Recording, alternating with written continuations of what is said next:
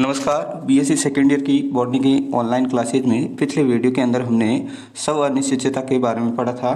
इसके अलावा हमने जीएसआई और एसएसआई के बारे में भी पढ़ा था, यानी कि गैमेटोफाइटिक सेल्फ इनकॉम्पेबिलिटी और स्पोरोफाइटिक सेल्फ इनकॉम्पेबिलिटी के बारे में पढ़ा था।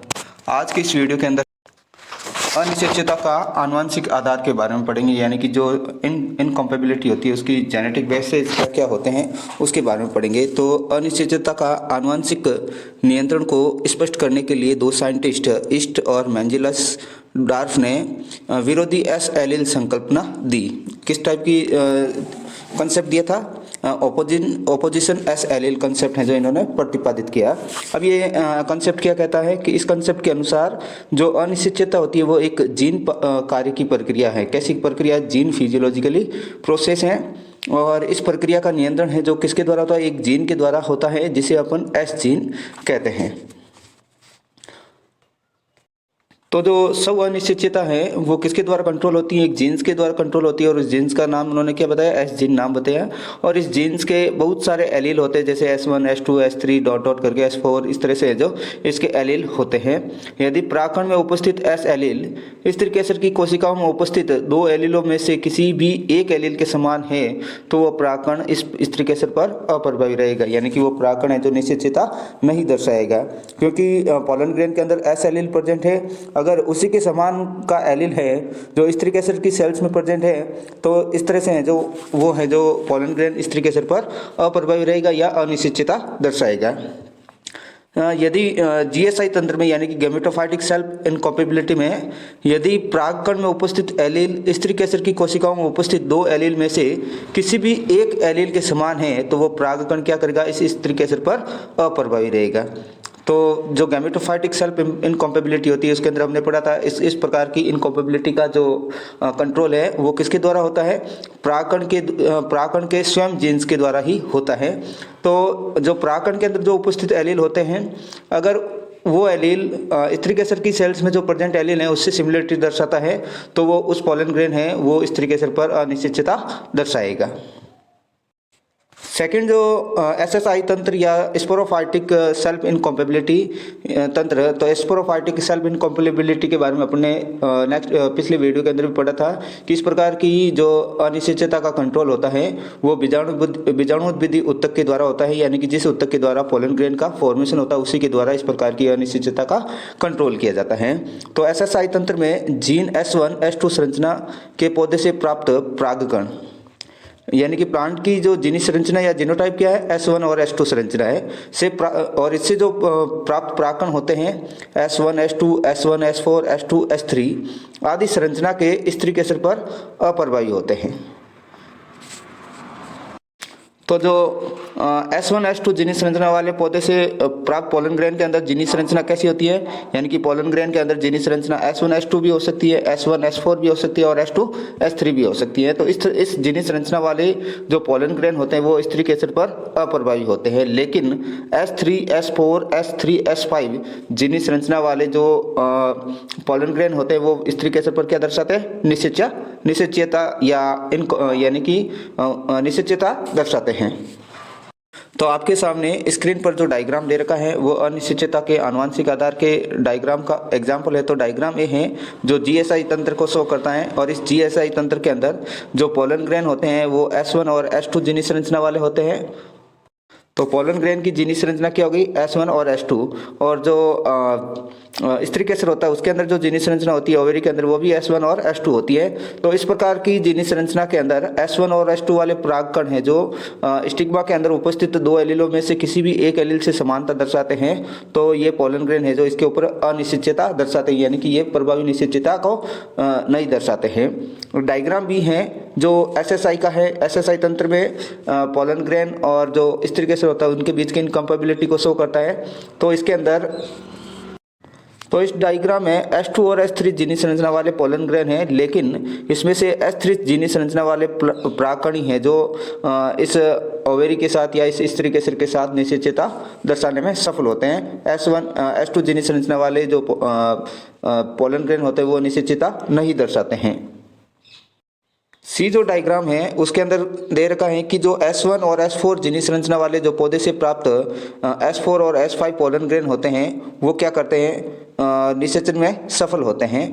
क्योंकि जो अपने पढ़ा था कि जो SSI जो तंत्र होता है उसके अंदर पोलन ग्रेन की सिमिलरिटीज क्या रहती है, S1 S2 यानी कि S1 S3 S4 S1।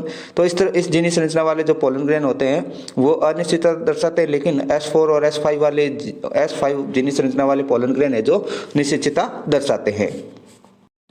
अब हम नेक्स्ट पढ़ते हैं स्व अनिश्चितता हेतु उत्तरदायी कार्यकी और जैव रासायनिक प्रक्रिया, यानी कि प्लांट्स के अंदर सेल्फ इनकॉम्पेबिलिटी के लिए कौन कौन सी प्रक्रियाएं हैं जो रेस्पॉन्सिबल होती हैं। तो जो फिजियोलॉजिकली और जो बायोकेमिकली जो रिएक्शन होती हैं या प्रोसेस होती है वो हैं जो स्व अनिश्चितता के लिए उत्तरदायी होती हैं। जैसे अधिमान्यता प्रक्रिया क्या है, रिकॉग्निशन रिएक्शन। इस प्रक्रिया के अंतर्गत किसी पुष्प का विशेष वर्तिकाग्र विशेष प्रकार के परागकण को ही अंकुरित होने व परागनलिका की वृद्धि के लिए उपयुक्त वातावरण प्रदान करता है। तो कहने का मतलब क्या हो गया कि जो स्पेशल जो स्टिग्मा होता है वो स्पेशल पोलन ग्रेन को ही जर्मिनेट होने देता। अगर उसके अलावा कोई भी पोलन ग्रेन उसके ऊपर आकर गिरेगा तो वो जर्मिनेट नहीं होगा, और वो क्या दर्शाएगा, स्व अनिश्चितता को दर्शाया। सिवना 1982 के अनुसार प्रूनस एवियम में निषेचीय प्रभेद के परागकण का अंकुरण वर्तिकाग्र पर पहुंचते ही प्रारंभ हो जाता है।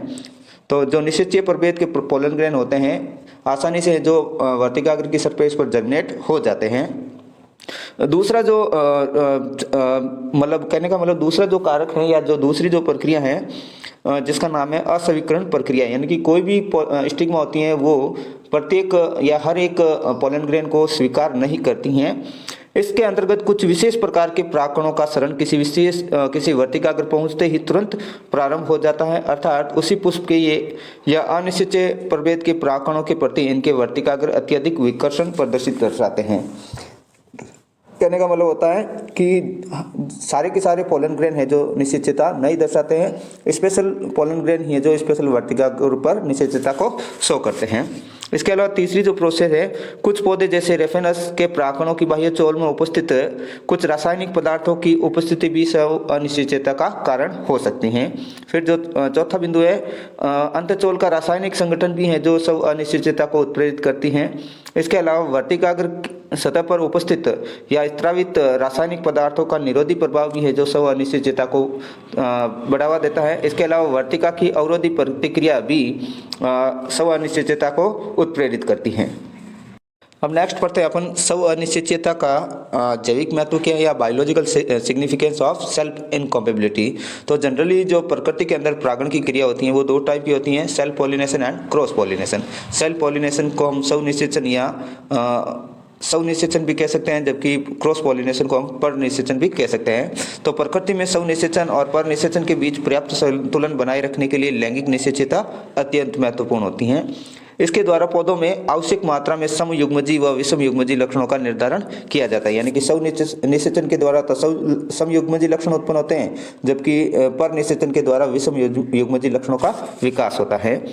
प्राय स्व परागण की प्रक्रिया के परिणाम स्वरूप उत्पन्न संतति समयुग्मजी प्रकार की होती है। तो जो सेल्फ पॉलिनेशन होगा तो जो संतति का डेवलपमेंट होगा वो भी कैसी होगी, समयुग्मजी होगी, और उनकी सर्वाइवल की दर भी है जो कम रहती हैं।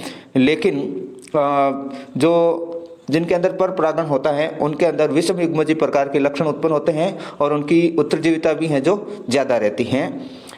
इसी प्रकार अंतरजातीय अनिश्चितता द्वारा विभिन्न प्रजातियों में जनन पृथक्करण हो जाता है। अंतरजातीय या इंटर स्पेसिफिक इनकॉम्पेबिलिटी के अंदर हमने पढ़ा था दो भिन्न भिन्न जातियों की प्लांट के बीच में पाई जाने वाली अनिश्चितता को अपन इंटर स्पेसिफिक इनकॉम्पेबिलिटी कहते हैं।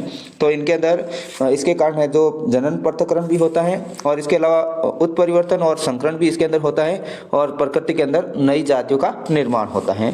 तो सेल्फ इनकॉम्पेबिलिटी से क्या होता है, नई स्पीसीज का डेवलपमेंट होता है, उत्परिवर्तन हो सकता है, हाइब्रिडाइजेशन में हेल्प करती हैं। इसके अलावा विषम युग्मजीन लक्षणों का विकास होता है और जो डॉटर जो प्लांट्स बनते हैं या डॉटर जो मतलब जो डॉटर या संतति प्लांट बनते हैं उनकी सर्वाइवल दर भी ज़्यादा रहती है। अब प्लांट्स के अंदर लैंगिक अनिश्चितता को दूर कैसे किया जाता है, तो इसके लिए बहुत सारे उपाय है, जैसे मिश्रित परागकण। इस प्रक्रिया में क्या होता है, किसी पुष्प के वर्तिकाग्र पर विभिन्न प्रभेदों के निषेचीय व अनिषेच्य परागकणों के द्वारा परागण किया जाता है। यानी कि निषेच्य और अनिषेच्य दोनों प्रकार के परागकण है जो वर्तिकाग्र पर छिड़क दिए जाते हैं और पहले से मौजूद निषेच्य परागकणों को निष्क्रिय कर दिया जाता है। इसका कोई भी हार्मफुल इफेक्ट नहीं पड़ता, यानी कि परागकण की प्रोटीन भित्ति पर इसका कोई प्रभाव नहीं पड़ता। इस तरह से भी अपन लैंगिक अनिश्चितता को दूर कर सकते हैं। सेकंड है वो कलिका परागण के द्वारा भी लैंगिक अनिश्चितता को दूर कर सकते हैं। तो इस प्रक्रिया के अंतर्गत क्या होता है, पौधों में कलिका अवस्था में ही सब परागण करवाया जाता है। ऑटो पॉलिनेशन कब करवाया जाता है, बड स्टेज के अंदर ही, और इससे जो बीज उत्पन्न होते हैं। तीसरा जो है वो वर्तिकाग्र रहित परागकण या स्टब पॉलिनेशन। तो वर्तिकाग्र को हटाकर भी अपन क्या कर सकते हैं, स्व अनिश्चितता को रोक सकते हैं। इस विधि के अंदर क्या होता है, कुछ पौधों में वर्तिकाग्र या वर्तिका की लंबाई अनिश्चितता का प्रमुख कारण होती है। तो इस प्रोसेस में क्या होता है, वर्तिकाग्र को हटा दिया जाता है और वर्तिका की लंबाई कम कर दी जाती है, जिसके फलस्वरूप है जो अनिश्चितता अपने आप ही दूर हो जाती है। और इस प्रकार की जो स्व अनिश्चितता का दूर है जो आइपोम या ट्राइपोकार्पा के अंदर किया जाता है। इसके अलावा जो चौथा बिंदु है जिसका नाम है अंतरा अंडाशय परागकण, इसमें क्या होता है कि सर्वप्रथम इस विधि के उपयोग में सबसे पहले क्या करते हैं, अंडाशय के ऊपर सीधे ही परागकणों का गोल डाला जाता है। डायरेक्टली ओवरी पे है जो पोलन ग्रेन का गोल डाला जाता है, किंतु इससे पहले पुष्प के अंडाशय की सतह को क्या करते हैं, इथाइल अल्कोहल के द्वारा निर्जर्मित करते हैं। यानी कि इसके ऊपर कोई बैक्टीरिया फंगल इन्फेक्शन हो तो उसको हटाया जाता है। फिर क्या करते हैं, अंडाशय के अंदर दो छेद कर देते हैं। एक छेद किसके लिए रखा जाता है, वायु निकासी के लिए, और दूसरा छेद है जो अंडाशय में गोल डालने के लिए रखा जाता है। जब परागकण के गोल अंडाशय में पूरी तरह स्थानांतरित कर दिए जाते हैं तो इसके बाद में दोनों को क्या करते हैं, पेट्रोलियम जेली से अच्छी तरह से पैक कर दिया जाता है। फिर आगे चलकर अंडाशय में उपस्थित परागकण क्या करते हैं, अंकुरित हो जाते हैं और अंडक में उपस्थित बीजांड के अंड कोशिका के साथ निषेचित हो जाते हैं। तो इसे अपन बोलते हैं अंतरा अंडाशय परागण या इंट्रा ओवेरियन पॉलिनेशन। तो आई होप ये समझ में आएगा। इसमें क्या करना है, ओवरी है, ओवरी पर डायरेक्ट है जो क्या करता है, पोलन ग्रेन का गोल डाल देते हैं। तो ओवरी के अंदर दो छिद्र बनाते हैं, एक छिद्र तो पोलन यानी कि जो पोलन ग्रेन का गोल डालने के लिए, और दूसरा छिद्र है जो वायु निकासी के लिए। फिर पोलन ग्रेन का गोल डालने के बाद दोनों छिद्रों को पैक कर दिया जाता है। फिर क्या होता है, ओवरी के अंदर पोलन ग्रेन जर्मिनेट होते हैं और अंडाशय में उपस्थित अंड कोशिका के साथ फर्टिलाइज हो जाते हैं। इस तरह से है जो स्व अनिश्चितता को दूर किया जा सकता है। फिर नेक्स्ट जो टेक्निक है जिसका नाम है परखनली परागण या टेस्ट ट्यूब पॉलिनेशन। तो इस प्रक्रिया के अंदर क्या किया जाता है, सबसे पहले बीजांड को अंडा से निकालकर अलग कर देते हैं। बीजांड को क्या किया, ओवरी से निकालकर अलग कर दिया। फिर क्या करते हैं, इसके लिए वर्तिका और अंडा से भित्ति को हटा दिया जाता है और खुले हुए बीजांड पर क्या करते हैं, परागकणों का छिड़काव करते हैं।